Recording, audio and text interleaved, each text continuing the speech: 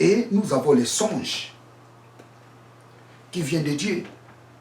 Les songes qui viennent de Dieu, c'est un songe qui apporte un message. Et c'est par là où j'ai intitulé les thèmes de ma prédication, l'importance des songes. Alors, quelle est l'importance des songes? Quelle est son importance? L'importance des songes est, la première chose, c'est d'avertir. Les songes est là pour avertir. C'est ça son importance. L'importance des songes, la première chose, c'est pour t'avertir. Nous allons lire ça. On a lu ça, on va prendre un autre passage. Genèse 31, verset 24. Genèse 31, verset 24. Genèse 31, verset 24. Genèse 31, verset 24. Genèse 31, verset 24.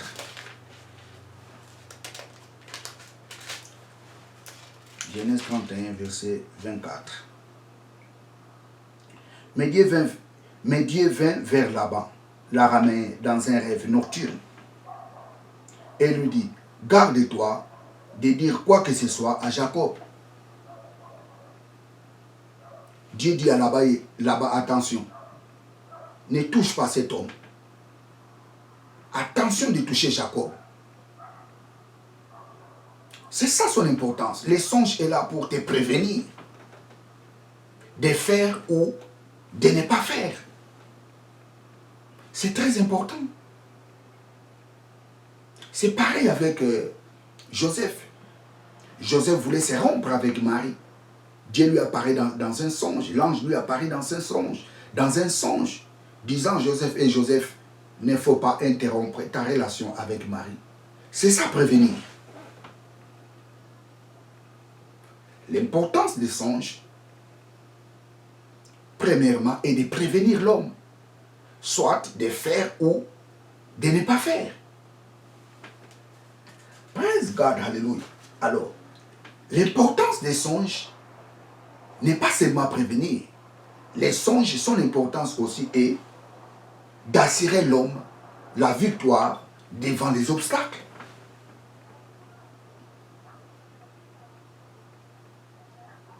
C'est ça son importance. Les songes donnent aussi à l'homme l'assurance d'affronter l'obstacle. Vous savez, dans les livres des Juges, Gédéon voulait aller affronter les Madianites. Mais ils étaient assurés d'aller affronter les Madianites. Pourquoi? Parce que l'interprétation des songes que les Madianites ont fait ont donné l'assurance à Gédéon d'aller affronter les Madianites. Donc, les songes donnent aussi à quelqu'un l'assurance d'affronter les obstacles. Et moi-même, je suis témoin oculaire de ces genres de songes. Praise God, hallelujah. Vous savez, j'avais un petit souci. Je me disais, mais Seigneur, est-ce que j'arriverai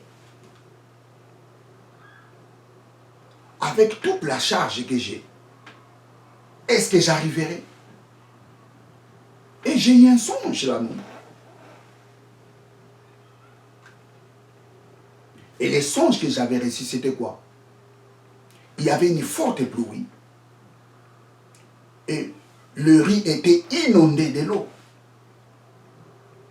Alors moi, j'avais de la charge dans ma tête.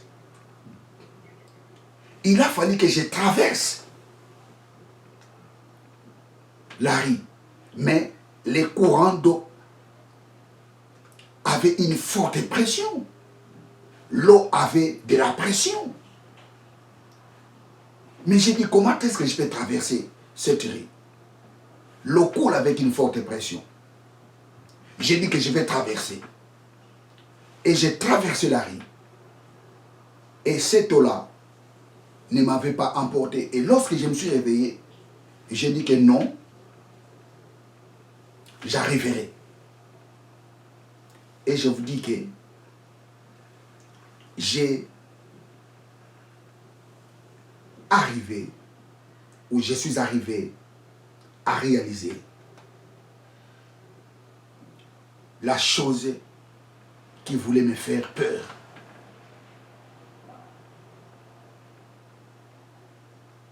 Les songes.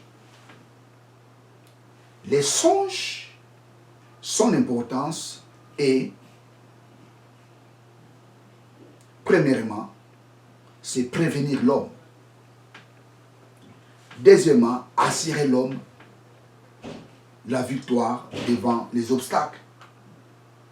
Et la troisième chose, les songes, son importance, c'est de montrer les parcours de la vie de l'homme.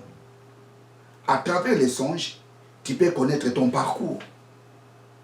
Vous savez, Joseph, toute sa vie était cachée dans les songes. Et lisez les livres de Genèse. Vous allez voir les songes que Joseph avait. Toute sa vie était liée dans les songes. Donc, quelqu'un peut avoir de l'assurance dans sa vie par un songe. Les songes montrent les parcours de la vie d'une personne.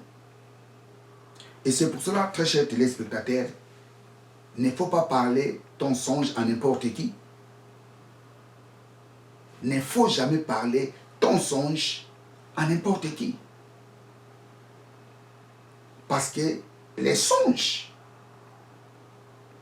son importance c'est quoi? Prévenir l'homme, assurer l'homme la victoire devant les obstacles. Et les songes montrent les parcours de l'homme. Donc, ce n'est pas bien de parler ton songe à n'importe qui. Et la quatrième chose, les songes prédisent les événements futurs. Vous savez, les songes de Daniel, ou les songes que Daniel a interprétés, prédisaient les futurs. Aujourd'hui, le monde est lié dans les songes que Daniel avait interprétés. La différente succession des pouvoirs. Les songes prédisent le futur.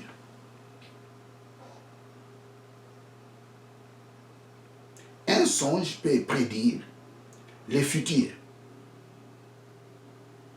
d'une personne ou peut prédire le futur mondial.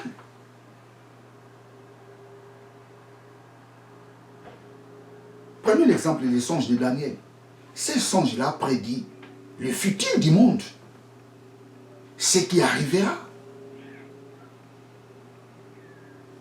Praise God, hallelujah. Vous savez, très chers téléspectateurs, je suis presque à la fin de ma prédication. Vous savez, je lis dans la Bible, je n'ai pas vu là où Dieu a montré quelqu'un dans un songe, la femme qu'il doit épouser. Je n'ai pas vu dans la Bible. Donc, il faut se méfier aux hommes de Dieu, aux frères ou aux sœurs en Christ,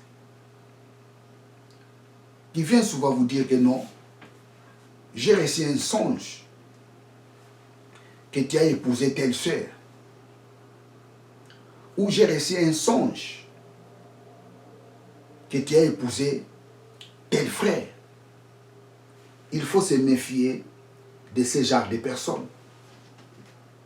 Il faut se méfier. Praise God. Il faut se méfier de ce genre de personnes.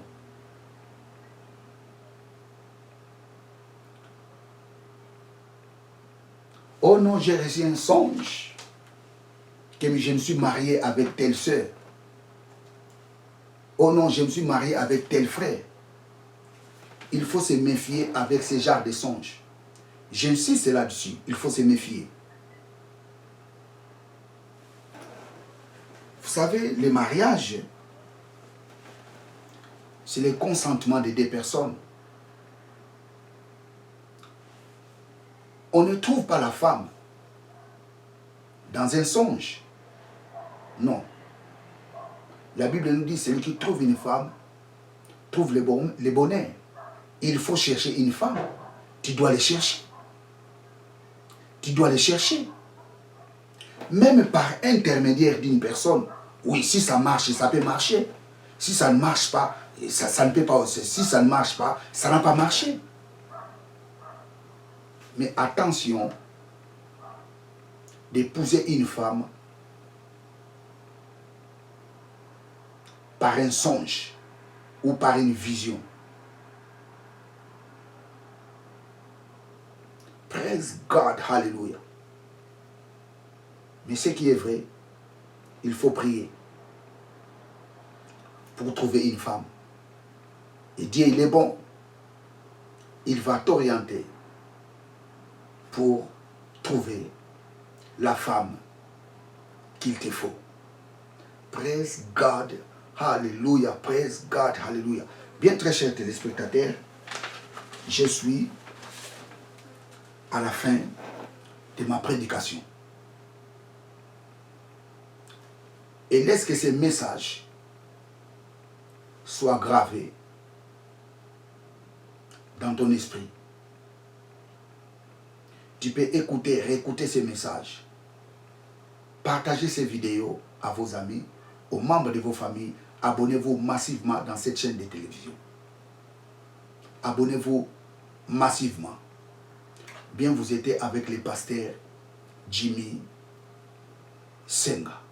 Que Dieu vous bénisse. Ciao.